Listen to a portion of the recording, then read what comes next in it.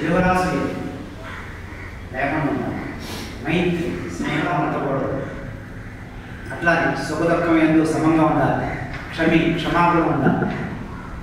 అలాంటి వ్యక్తి, గుణగణ వ్యక్తి నాకు చాలా ప్రియమైన వాడు. శత్రువు మిత్రవు స మానవమానయో సమభావన కలిగి ఉండాలి. ఎవరి ఎందు?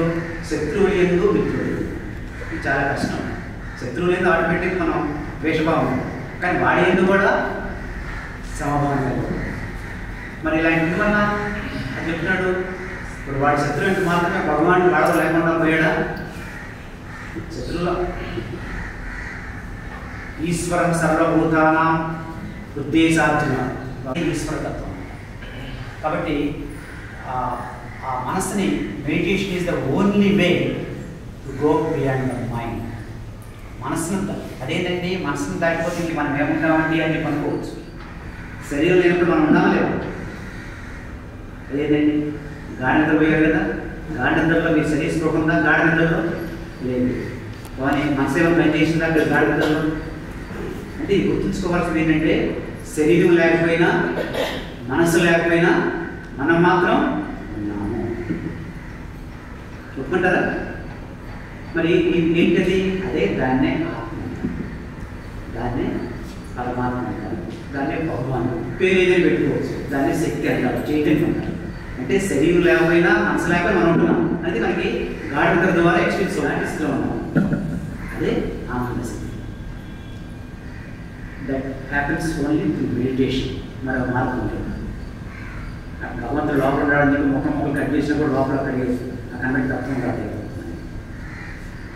ఇవి కాబట్టి ఈ ధ్యానం అయితే మరి ఏమంటే ఈ క్వాలిటీస్ లేవండి, మరి నేను నాకు అర్హత లేదా ధ్యానం చేయడానికి అంటే కాదు. ఆప్షన్ ఇస్తున్నాను భగవాన్. లేని వాడిని డెవలప్ చేసుకోవాలి. మిక్కిలి పాపాత్ములకల్లా నువ్వు పాపాత్మని కాకపోయినా సరే, నువ్వు కానీ నన్ను శరణాగతి పొందినట్లయితే నువ్వు మంచివాడిగా నేను నేను కన్సిడర్ చేస్తాను.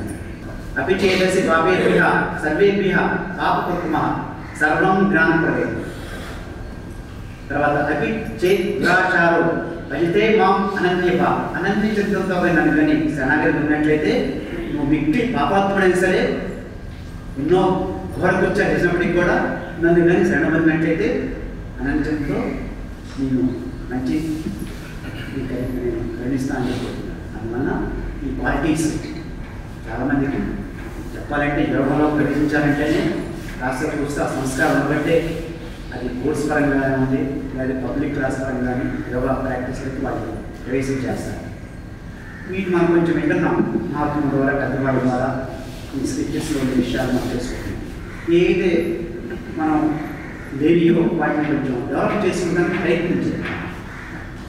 కాబట్టి దీంతో నేను తర్వాత ఫిజియలాజికల్గా రీసెర్చ్ ఫైండింగ్స్ ఎన్నో ఉన్నాయి మెడిటేషన్ మీద. నేను ప్రత్యేక చెప్పవలసిన మెడిటేషన్స్ కూడా బాగుంటుంది, స్ట్రెస్ నివారణ అవుతుంది, బీపీ కంట్రోల్ అవుతుంది.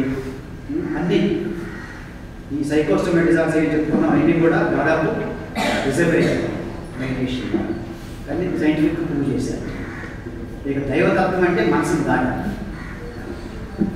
ఇద్దరితో నేను ముగిస్తాను. తర్వాత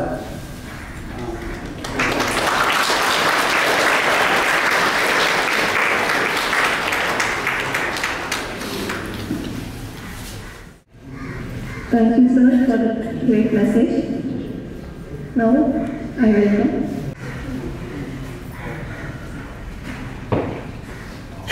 सबको नमस्कार. अंदर की सुबह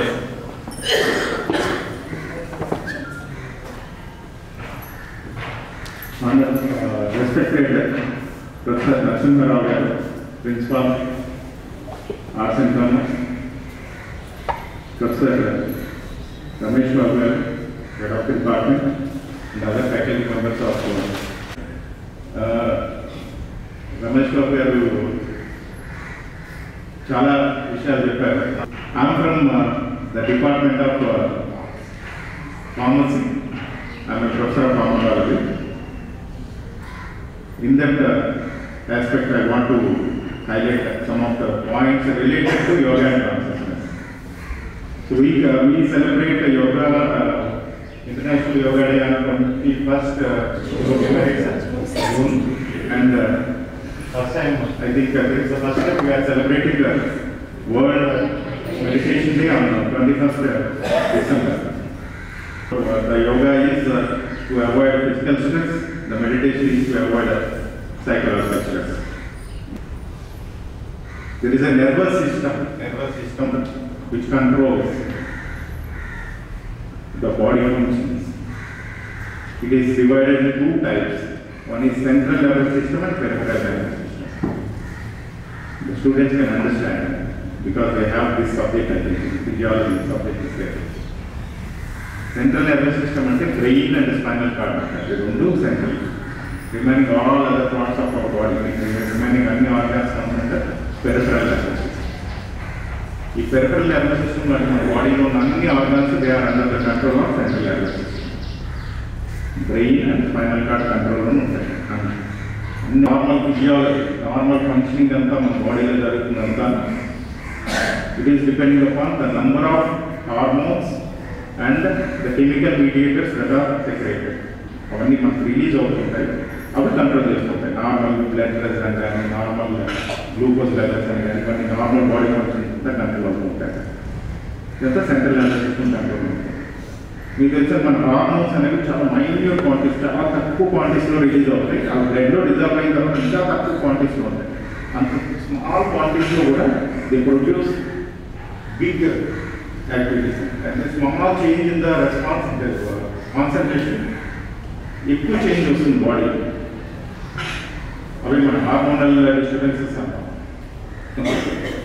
వై ఆర్ సేయింగ్ ఇవన్నీ రిలీజ్ ఆఫ్ ఇవన్నీ హార్మోన్స్ కానీ, కెమికల్ మీడియేటర్స్ అని కానీ, ఇవన్నీ they are under the control of the central nervous system. Brain main. మరి బ్రెయిన్ ఎవరి కంట్రోల్లో ఉంటుంది? మన control. Okay, to control all these activities we have to control our brain. How can we control our brain?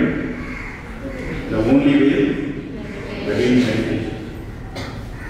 Okay, so Mansur already said that how can we control our brain? There are different practices in the meditation to control our brain. So in daily life we come across a number of stress. రోజు ఇంకా stress అనేది జరుగుతుంది. అన్నిటికంటే పెద్ద stress ఇది. అందరి పక్కన ఉంది, అందరి చేతుల్లో ఉంది. అన్ని స్ట్రెస్ తీసుకొచ్చి అందరూ పెడతాం, అందరం పక్కన పెట్టుకుంటాం. సో ఈ స్ట్రెస్ ఏమవుతుందంటే, సో మన మైండ్ ఫుల్ అయిపోతుంది, కంప్లీట్గా ఫీల్ అయిపోతుంది. డిఫరెంట్ కైండ్ ఆఫ్ స్ట్రెస్ అన్నీ ఫీల్ అయిపోతాయి. డైలీ యాక్టివిటీస్ మనం ఫీల్ చేసుకుంటాం. Daily by taking out all the stress. That is only possible by practicing meditation. So, అది చేయడానికి ట్రై చేస్తే will be out of stress. మన బ్రెయిన్ అంతా మనకి ఫ్రెష్గా ఉంటుంది. And it the normal physiological activity అనేది మనకి రీగెయిన్ అవుతుంది body. That's how we can avoid all these psychological stress and psychological disorder. Psychosomatic disorders, somatic and associated with the muscles, physical and stress psychosomatic disorder. So all those can be avoided by practicing meditation. Okay, how to practice on it? Daily teachers know. And further you need to practice more and more.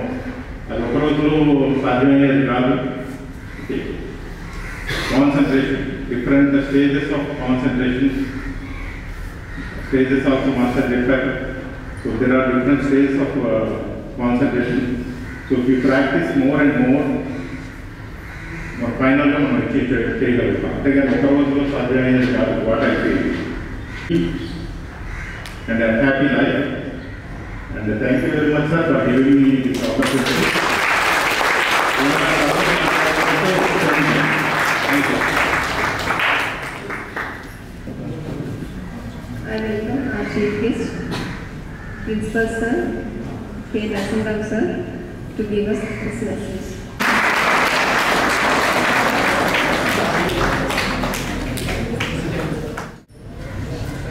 దివ్యాత్మ స్వరూపులారా, అందరికీ నా ఆత్మ ప్రణామాలు.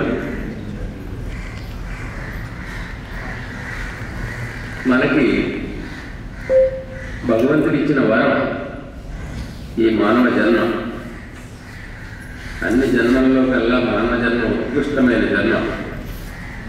ఎందుకు ఇచ్చాడు ఈ భగవంతుడు మనకి జన్మ ఎందుకు ఇచ్చాడు అనేది ఒక్కసారి మీరు అవగాహన తెచ్చుకోవాలి. మనం గతంలో ఎన్నో జీవరాశులుగా పుట్టడం మరణించడం జరిగి ఉంటుంది. గతంలో గత జన్మలలో చేసిన పాపకర్మలు అన్నీ కూడా బేరీజు వేసి భగవంతుడు ఒక అవకాశం ఇచ్చాడు. అదే మానవ జన్మ. ఈ జన్మను సార్థకం చేసుకోవాలి అంటే నువ్వు కొన్ని నియమాలు పాటించితే నీ దుష్కర్మలన్నీ కూడా విపాకం జరగడానికి అవకాశం ఉంటుంది, లేదా వాటి యొక్క ప్రభావం తగ్గించడానికి అవకాశం ఉంటుంది. తద్వారా ఈ జన్మ సార్థకం అవుతుంది. మా జన్మంటూ ఉంటే మంచి జీవితం వస్తుంది. ఇంకా అదృష్టవంతులు అయితే భగవంతునిలో ఐక్యమైపోయి జన్మ రాహిత్యాన్ని కూడా పొందగలడానికి అవకాశం ఉంటుంది. అయితే మనం ఏం చేస్తున్నాము? ఈ జన్మ తీసుకున్న తర్వాత మానవ జన్మలో ఉన్నంత